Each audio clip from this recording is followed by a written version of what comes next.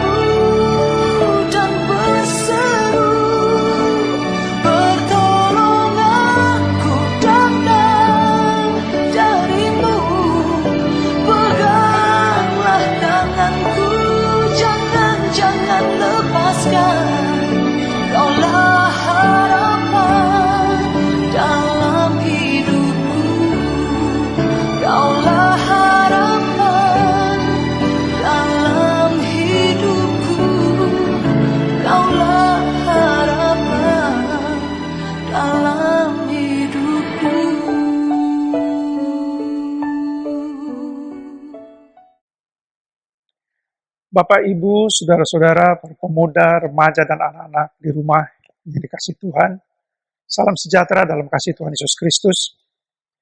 Pembacaan Alkitab pada hari ini diambil dari Yohanes 17 ayat 1 sampai dengan 11. Dan tema kita pada hari ini, Tuhan Yesus berdoa untuk kita. Yohanes pasal 17 mencatat tentang saat-saat terakhir Tuhan Yesus memanjatkan doa syafaat. Dari keseluruhan Yohanes 17, ada 3 doa syafaat yang dipanjatkan oleh Tuhan Yesus.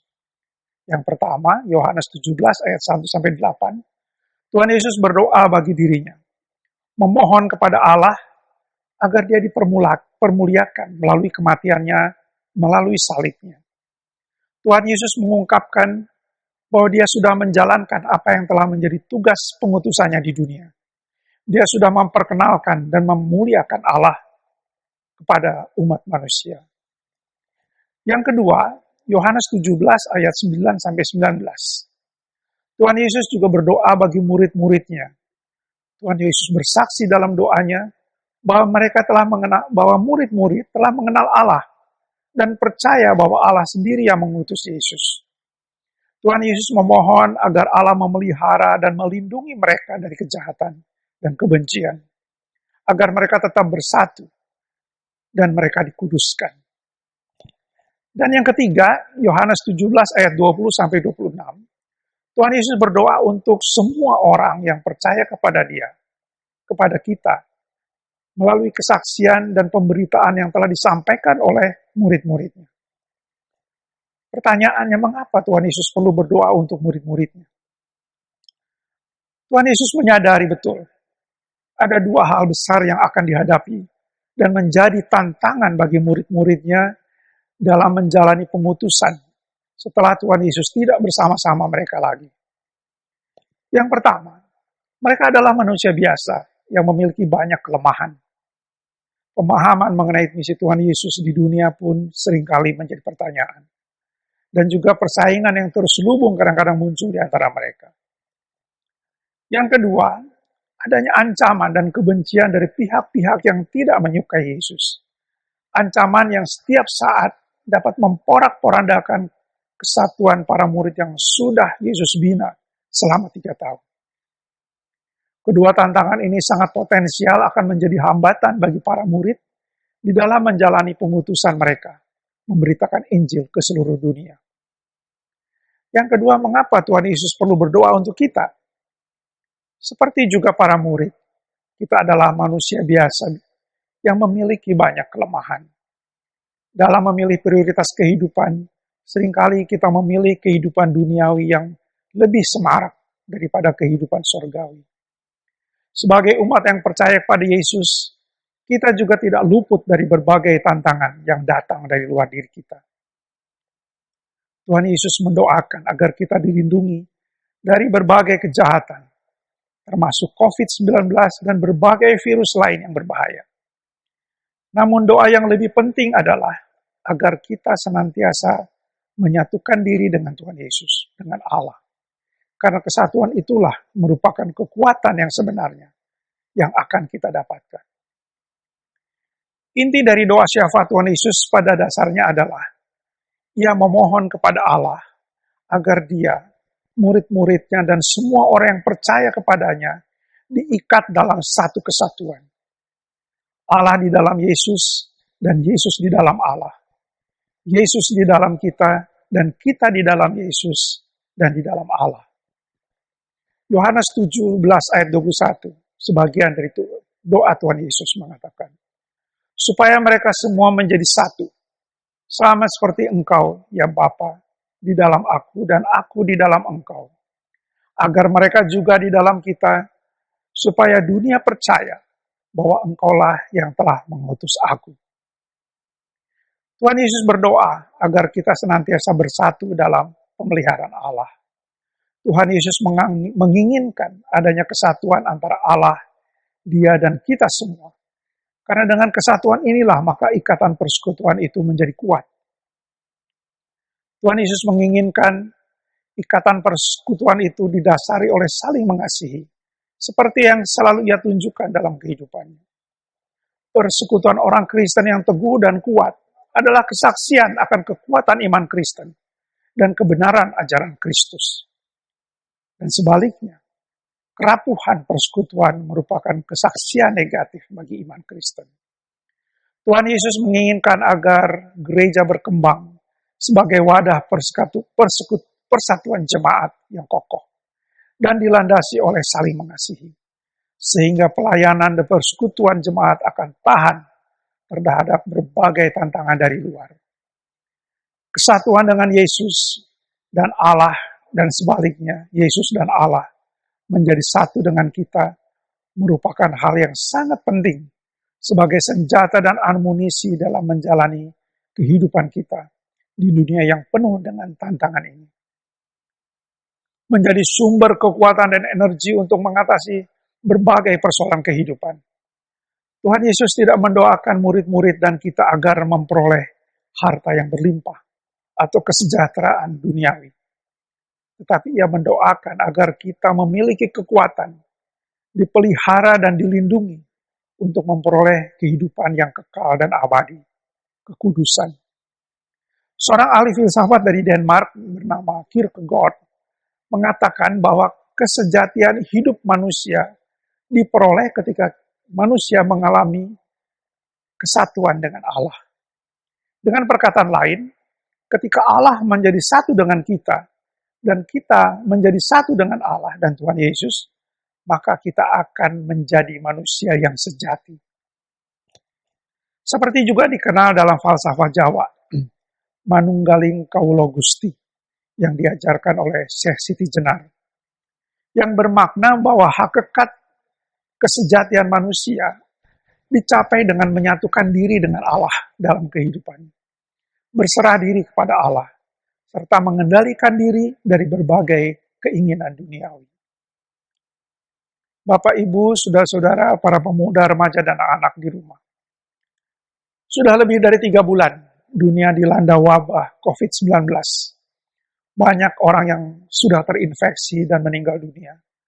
Namun banyak pula orang yang mendapat berkat kesembuhan. Lebih dari 2 bulan umat manusia di seluruh dunia dibatasi ruang hidupnya. Tinggal di rumah, bekerja di rumah, dan beribadah di rumah.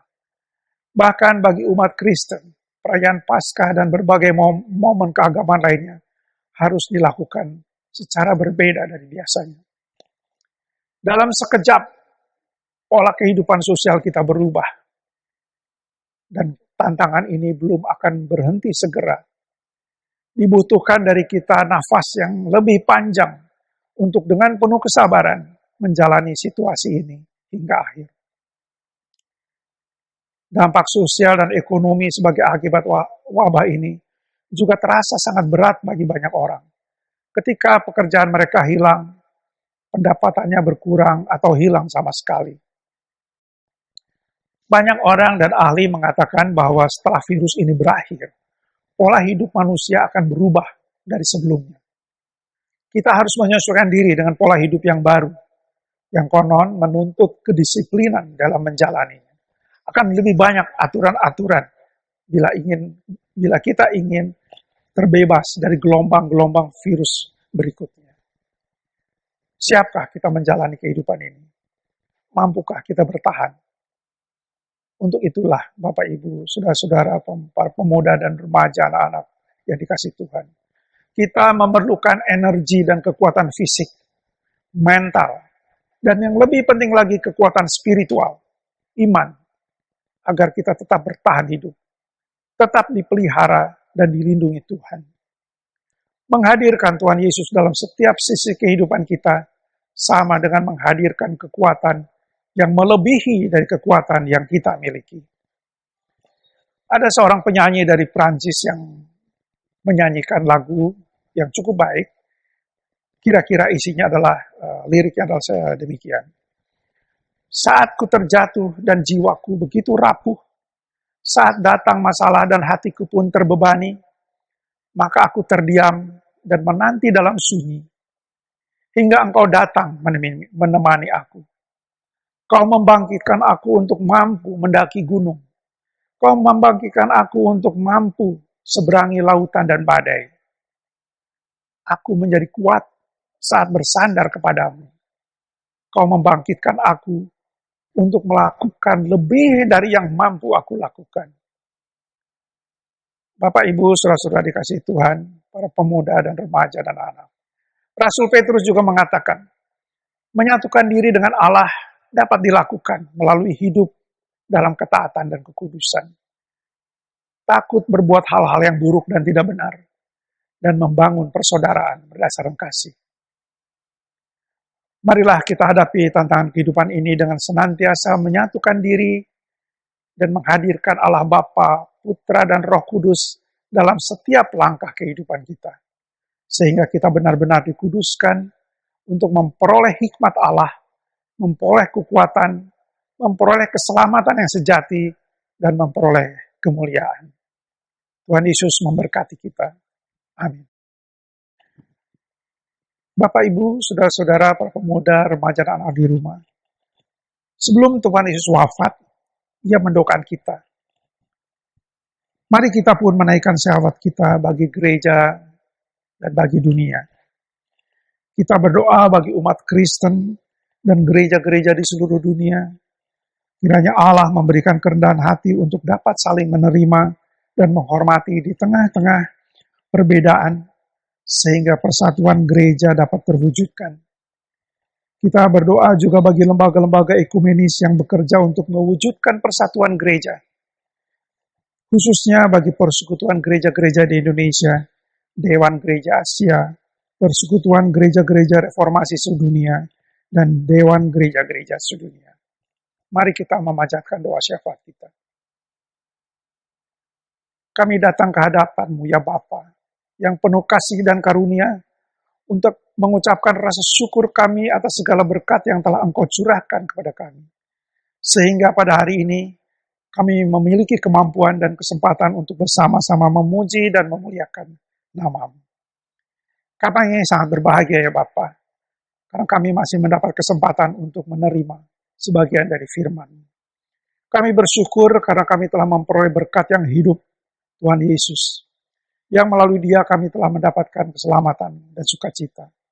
Melalui Dia juga kami belajar kerendahan hati dan saling mengasihi. Ya Allah Bapa, kiranya Engkau juga berkenan memperkuat hati dan pikiran kami, agar mampu memahami dan menerima makna kehadiran Tuhan Yesus di dalam kehidupan kami, agar kami dapat memiliki karakter Yesus di dalam diri kami. Jadikanlah kami saksi-saksi yang hidup dimanapun kami berada, sehingga melalui perbuatan-perbuatan kami, nama Tuhan Yesus senantiasa dimuliakan. Beri kami kekuatan dan kemampuan untuk menjalani peran kami, membangun kehidupan yang harmonis dengan sesama kami, menjadi umat-Mu yang senantiasa membawa kesejukan dan kedamaian. Di saat mewabahnya virus COVID-19, kami mohon perlindungan dan penyertaan Roh Kudus dalam setiap langkah kehidupan kami, sehingga kami dapat terbebas dari pengaruh wabah ini. Kami berdoa bagi saudara-saudara kami di Indonesia maupun di seluruh dunia yang sedang dalam perawatan, dalam pengamatan, dalam pengawasan. Kiranya Roh Kudus hadir di tengah mereka, memberi mereka kekuatan dan kesabaran, dan iman yang teguh, bahwa kehadiran-Mu akan membawa mereka kepada pemulihan. Kami berdoa bagi petugas medis yang harus bekerja keras, membantu mereka yang sakit. Kiranya Roh Kudus juga menyertai mereka, memberi kekuatan, kesehatan, dan sukacita dalam pelayanan mereka. Kami berdoa untuk setiap upaya pencegahan, penanggulangan virus ini yang dilakukan oleh pemerintah dan berbagai pihak yang peduli, agar semua upaya itu berhasil dengan baik bagi kehidupan umat manusia. Kami juga berdoa bagi para ahli yang sedang berusaha dengan keras untuk menemukan vaksin untuk mengatasi virus COVID-19 ini. Kiranya Roh Kudus juga menyertai mereka, sehingga upaya mereka juga akan menghasilkan buah yang baik untuk penyembuhan, untuk membangun daya tahan tubuh dari umat manusia terhadap gangguan virus ini.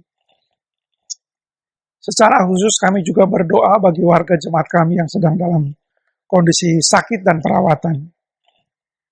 Kami berdoa untuk Kristabel Farista Mendrova, putri Bapak Ibu Edi Saro Mendrova, Ibu Kristina Hermawati, Bapak Tukimin, Bapak Kalijo Ismoyo, Ibu Eka Septiarsi, dan pemulihan kesehatan bagi Ibu Yohana Rustiningsi, Ibu Karmijan, Ibu Batubara, Ibu Supiati, Ibu Hadi Sucipto, Ibu Sunardiati Sarimin, Bapak Gatot, Ibu Suyati Kalijo Ismoyo, Bapak Darwin Sitompul, Bapak Edi Purwanto, Ibu Sumariani Edi Purwanto, Bapak Suparto, dan Bapak Wasiman. Marilah kita berdoa juga bagi mereka yang sedang mengalami pergumulan dalam hidup. Bapak, Ibu, saudara-saudara dikasih Tuhan, inilah doa syafaat kita. Kiranya Tuhan Yesus senantiasa menyertai kita di dalam kehidupan kita. Amin.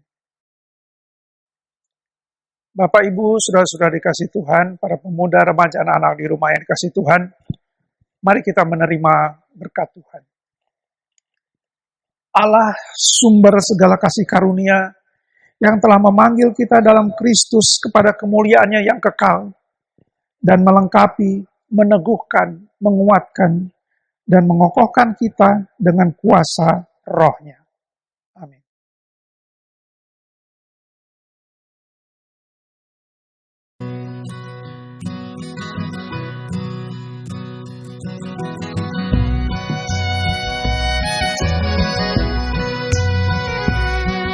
Sometimes it seems our deepest gloom.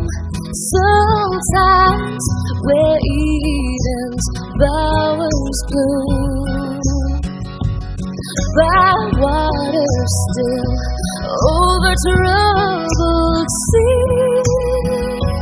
Still 'tis His hand that leadeth me.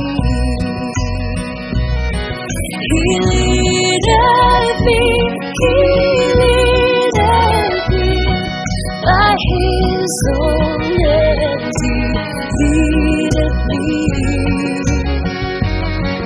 His faithful follower I will be, for by His hand He leadeth me.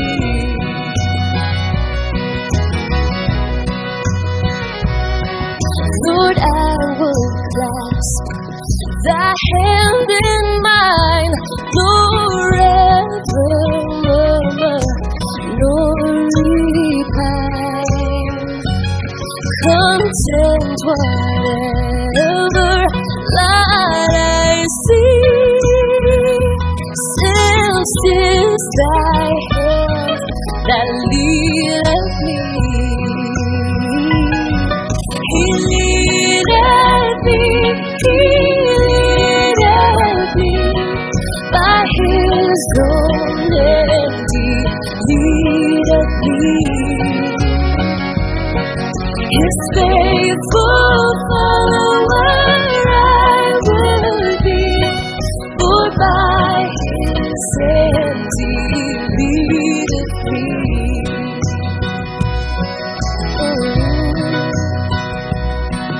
And when my task on earth is done, when by Thy grace the victory's won, even death's cold wave I will not believe, since God through Jordan leadeth me. He leadeth me, He leadeth me by His own hand. He leadeth me. His faithful follower I will be, for by His hand He leadeth me. His faithful follower I will be, for by His hand He leadeth me. For by His hand